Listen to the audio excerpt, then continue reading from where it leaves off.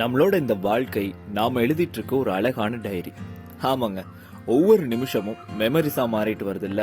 இங்க நம்மளோட ஸ்டோரி, அதனோட கலர், அதுல இருக்கிற எழுத்தோட ஆழம், இது எல்லாத்தையுமே எழுதுற உங்களை தவிர வேற யாராலையுமே இதை ஃபீல் பண்ண முடியாது இல்ல. எழுதுறதுனா எழுதுறது கிடையாது, நம்ம லைஃப்ல நடக்கிறது நமக்காக எடுத்துக்கிறது. ஏங்க, டைரினா என்ன? சும்மா உங்களுக்குள்ள ஒரு பதில் சொல்லி பாருங்க. லைஃபும் அப்படித்தானுங்க.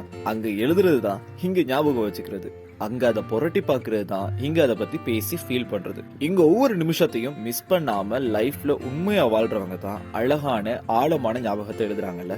இப்போ இந்த வாழ்க்கை தான் நம்மளோட டைரினா எழுத வேண்டியது அதாங்க. இனி நடக்க போறது எதுவுமே நமக்கு தெரியாதுல்ல, எல்லாமே புது பக்கங்கள். கரெக்டா?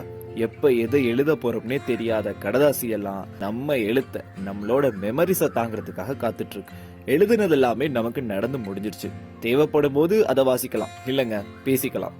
அங்கங்க ஷார்ட் நோட்ஸ் மாதிரி ஒன்னு ரெண்டு கண்ணீர் துளிகள், கலர்ஃபுல்லான கதைகள், நாம நமக்காக லெசனா எடுத்துக்கிட்ட ஹைலைட் பாயிண்ட்ஸ், மனசுக்குள்ள பதிஞ்ச கிறுக்கல் ஓவியம், லைஃபை திருப்பி போட்ட தலைப்பு, நம்ம லைஃப்ல விழுந்த ஒரு குட்டி ஸ்டார் மார்க்ஸ், வெறுத்ததை திரும்ப நினைக்க வைக்கிற செலோடேப் ரிப்பேர்ஸ், ஒரு சில மறக்க முடியாத திகதிகள். அவ்வளவு ஏங்க. ஆழமான எழுத்து காயமாச்சுன்னா 4-5 கடதாசிக்கு தழும்பு இருக்கும், அப்படிதானுங்க. ஆனா நம்ம டைரிக்கு மொத்தம் எத்தனை பேஜ்னு டக்குன்னு பின்னாடி புரட்டி பாத்திர முடியாதுல்ல. அடுத்த நிமிஷம் கூட நம்ம டைரியோட பக்கங்கள் முடிஞ்சு போயிடலாம். முக்கியமா இங்க எழுதுறதுக்கு பிரியப்படுற அத்தனையும் நமக்கு கிடைக்கிறது 2 தாழ்நாளும் இல்ல 2 நாளும் சந்தோஷமா கிடக்கணும்.